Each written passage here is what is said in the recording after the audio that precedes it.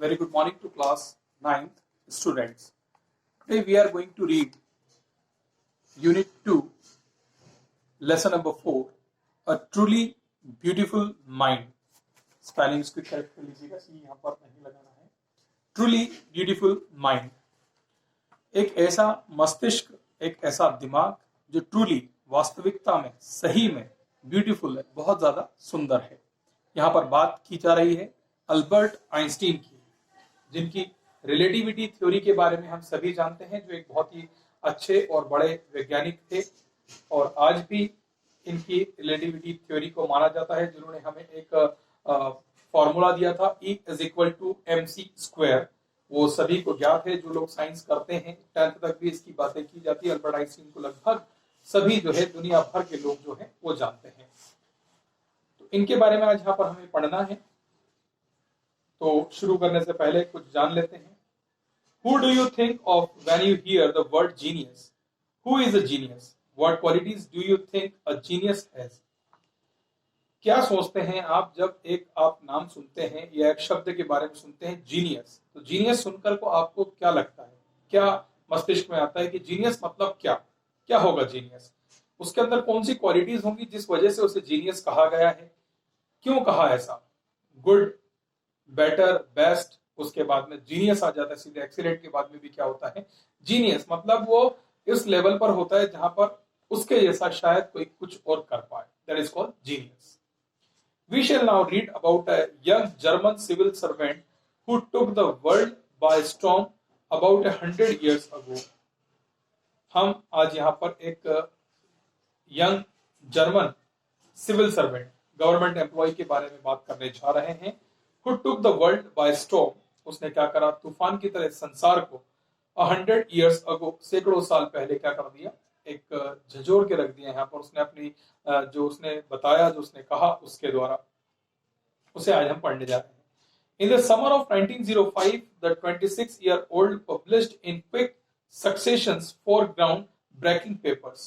ठीक है, 1905 में 26 साल के एक बच्चे के द्वारा, एक लड़के के द्वारा एक क्विक सक्सेशन 4 पेज का ग्राउंड ब्रेकिंग पेपर जो है यहाँ पर बताया गया, पब्लिश किया गया. अबाउट लाइट, जो प्रकाश के बारे में था. The motion of particles, particles के मोशन के बारे में था, जो कण हैं उनके चलने फिरने के बारे में उसने बताया. The electrodynamics of moving bodies, electrodynamics के बारे में बताया. जो भी बॉडीज हैं, जो भी तत्व हैं या जो भी है पार्टिकल्स जो चलते हैं, तो उसके अंदर इलेक्ट्रोडायनामिक्स कैसे होता है उसके बारे में बताया. एंड एनर्जी, और ऊर्जा के बारे में पूरा प्रक्रिया समझाई. His work took up only a few pages in scientific journals. उसके इस कार्य ने क्या करा? साइंटिफिक जर्नल जो निकलती है उसमें थोड़े से ही पेजेस में उसको स्थान मिल पाया.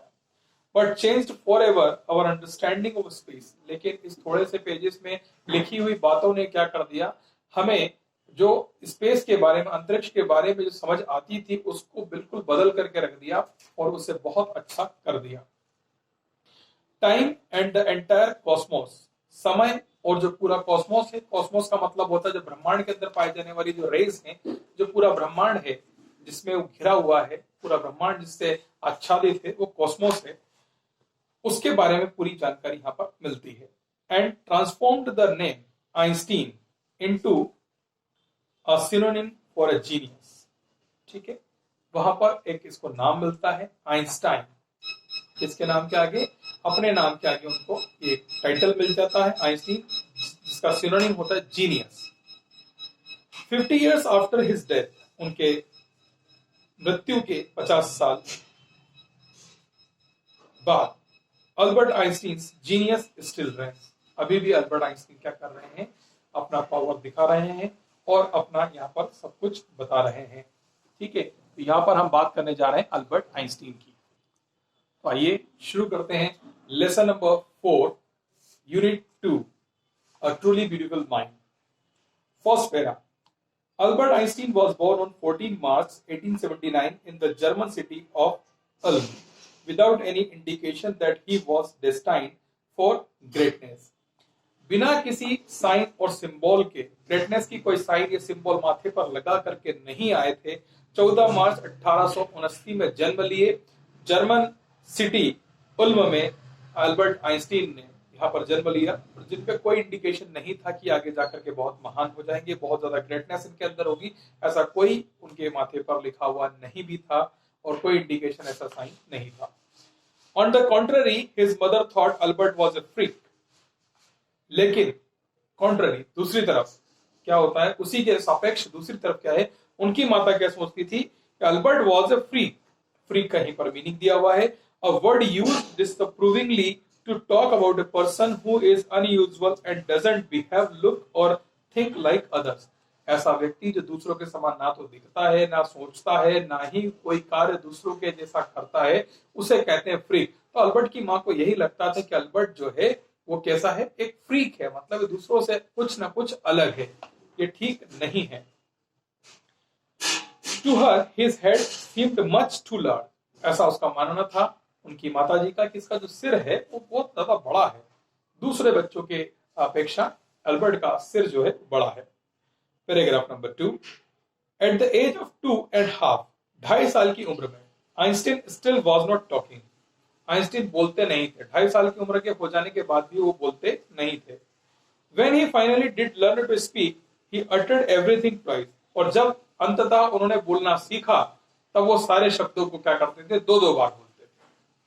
Einstein did not know what to do with other children. Einstein को पता नहीं था कि दूसरे बच्चों के साथ में क्या करना चाहिए, उनके साथ खेलना चाहिए, कैसे बात करना चाहिए, कैसे उनके साथ स्टडी करना चाहिए, कैसे उनके साथ तालमेल बिठाना चाहिए, उन्हें नहीं आता था। And his playmates called him brother boring. और उसके जो दोस्त थे आइंस्टीन के, अल्बर्ट के, उसे कहते थे ब्रदर बोरिंग। मतलब ये तो बहुत ही बोरिंग बच्चा है, इसमें कोई इंटरेस्ट नहीं है, ना इसको कोई इंटरेस्ट है, ना उसमें किसी को कोई इंटरेस्ट था।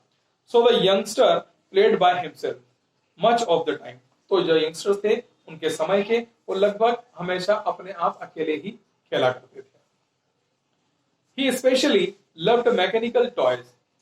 अल्बर्ट को जनरली मैकेनिकल टॉयज पसंद आते थे, ऐसे खिलौने जिनके अंदर कोई मैकेनिज्म हो, वो उनको बहुत ज्यादा तकनीकी हो, टेक्निकल हो जाएगा ये तो, मैकेनिकल मतलब मशीनरी वाले जो वर्क खिलौने थे वो उन्हें पसंद आते थे। Looking at his newborn sister Maja, वो अपनी जो सिस्टर थी, जो न्यू बॉर्न थी, अभी ही जन्म लिया था जिन्होंने, नई नई, Maja, he is said to have said fine but where are her wheels.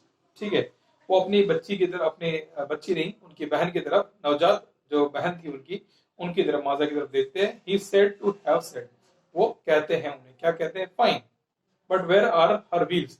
तो इसके व्हील्स कहाँ है, बोलते हैं अच्छे, लेकिन इसके व्हील्स कहाँ है।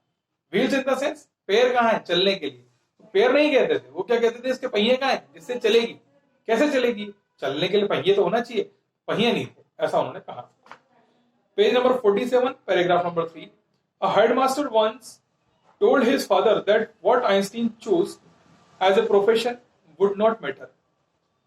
एक बार आइंस्टीन के, अल्बर्ट के हेडमास्टर ने उनके पिताजी से कहा कि आइंस्टीन क्या चूज करेगा अपने प्रोफेशन के लिए, यह मैटर नहीं करता, because he will never make a success at anything. क्यों, क्योंकि कहीं पर भी इसे सफलता मिलेगी ही नहीं।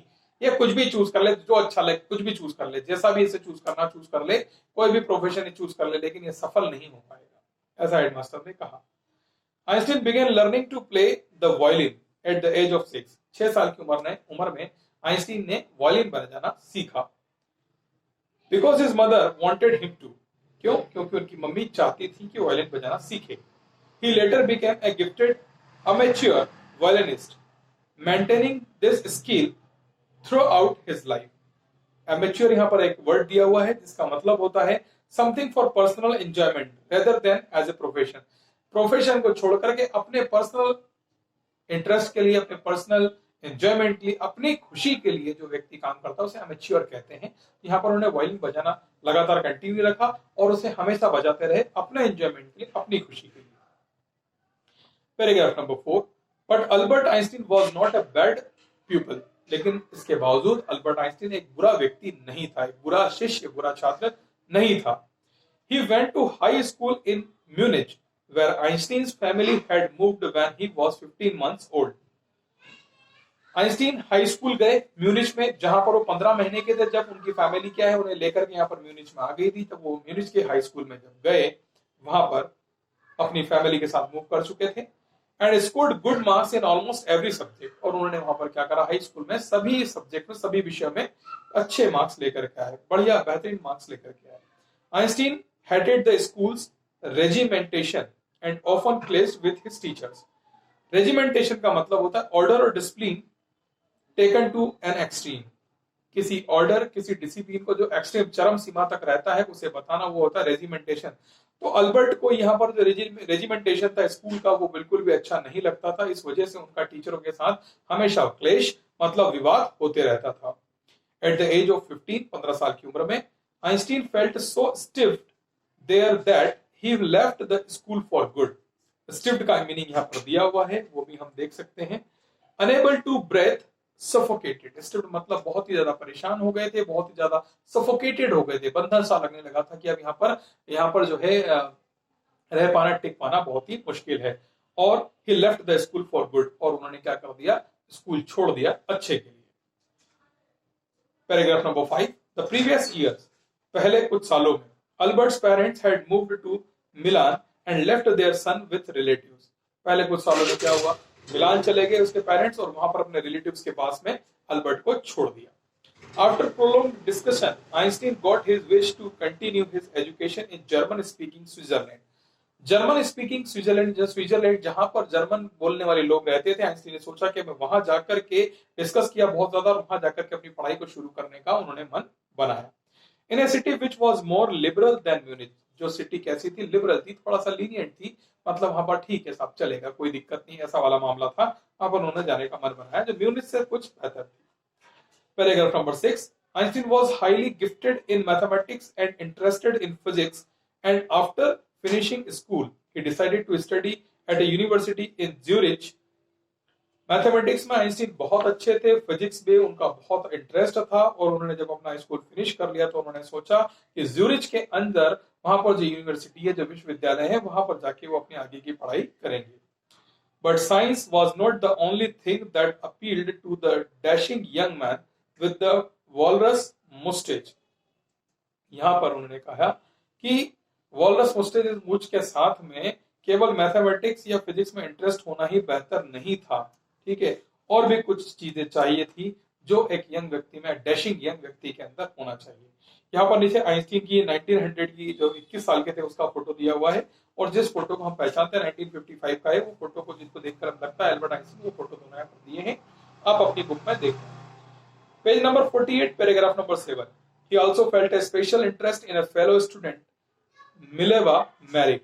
अपने साथ में पढ़ने वाली एक स्टूडेंट मिलेवा मैरिक के साथ में उन्हें स्पेशल इंटरेस्ट, उसके साथ में कुछ ज्यादा ही इंटरेस्ट इन्हें नजर आया। whom he found to be a clever creature, उन्हें लगा कि बहुत ही क्लेवर, समझदार और चतुर प्राणी है। This young Serb had comes to Switzerland. Next, this young Serb had come to Switzerland because a university in Zurich was one of the few in Europe where women could get degrees. Young SERB, SERB मतलब सर्बेरिया के जो लोग थे उन्हें SERB कहा जाता है। तो यंग सर्ब जो है यहाँ पर स्विट्जरलैंड आ जाते थे, क्योंकि ज्यूरिच के अंदर जो यूनिवर्सिटी थी वो एकमात्र ऐसी यूनिवर्सिटी थी जो महिलाओं को भी, फीमेल्स को भी क्या करती थी, डिग्रीज प्रदान करती थी। यूरोप के अंदर वो पहली ऐसी यूनिवर्सिटी थी। Einstein saw in her an ally against the Philippines. Ally का मतलब अ फ्रेंड और एन एसोसिएट, दोस्त हो सकता है या उसके साथी हो सकते हैं। Einstein saw in her an ally against the Philippines. Philippines के अगेंस्ट क्या देखा उन्होंने, एली को देखा। Those people in his family and at the university with whom he was constantly at odds, ठीक है। फिलिस्तीन्स का मतलब देखिए यहाँ पर दिया हुआ है, a word used approvingly to talk about people who do not like art, literature और म्यूजिक। वो लोग जो आर्ट को, लिटरेचर को और म्यूजिक को पसंद नहीं करते हैं, ठीक है, उसके बारे में बात करें तो डिसअप्रूव कर देते हैं उस बात को, वैसे लोगों को बोलते हैं फिलिस्तीन्स, ठीक है। तो यहाँ पर जो है ऐसे उनको आइंस्टीन सॉ इन हर, है ना, उनको भी ऐसा लगा कि उनका भी कोई ऐसा उसके अंदर नहीं है, वो भी फिलिस्तीन्स ही हैं लग रहे हैं, उनको भी इसमें कोई म्यूजिक में, लिटरेचर में और आर्ट में कोई भी बिल्कुल भी शौक नहीं था, कोई भी इच्छा नहीं थी उसकी। Those people in his family and at the university with whom he was constantly adored. और ये सभी से क्या रखते थे, बिल्कुल अलग, अपनी फैमिली मेंबर से भी अलग थे, यूनिवर्सिटी में जो लोग थे पीपल्स थे उनसे भी क्या थे, बिल्कुल अलग थलग यहाँ पर नजर आते थे। The couple fail in love, धीरे धीरे ये कपल क्या हो गए, प्यार में पड़ गए, लव में पड़ गए। Letter survive in which they put their affection into words mixing science with tenderness. इन्होंने फिर अपने आगे अफेक्शन को बढ़ाते हुए, अपने प्रेम प्रसंगों को आगे बढ़ाते हुए साइंस की कुछ भाषाओं को मिला करके, कुछ जो सेंटेंसेस है जो साइंस से चुराए हुए वो सेंटेंसेस को मिक्स करके इन्होंने आगे इजहार किया। Wrote Einstein, how happy and proud I shall be when we both have brought our work on relativity to a victorious conclusion. उन्होंने लिखा, क्या लिखा, फिर से पढ़ते हैं। हाउ हैप्पी एंड प्राउड, मैं कितना खुश होऊंगा, कितना प्राउड गर्वित महसूस करूंगा। I shall be when we both, जब हम दोनों साथ में मिल करके, have brought our work on relativity, जब हम सापेक्षता की तरफ जब क्या करेंगे, वर्क करेंगे, काम करेंगे, तो विक्टोरियस कंक्लूजन, और पहुंचेंगे किस पर, एक विक्टोरियस कंक्लूजन पर पहुंचेंगे, किस पर, रिलेटिविटी। रिलेटिविटी, दो लोग जो आपस में बढ़ते हैं तो उनमें रिलेशन होता है, उसे रिलेटिविटी कहते हैं, हम रिलेटिव्स कहते हैं, वही रिलेटिविटी की उन्होंने यहाँ पर बात करी थी, और एक कंक्लूजन पर हम पहुंच जाएंगे, ऐसा उन्होंने कहा। नेक्स्ट पैराग्राफ नंबर 8 पे हम कल की वीडियो में इसको आगे कंटिन्यू करेंगे। Till then, thank you so much.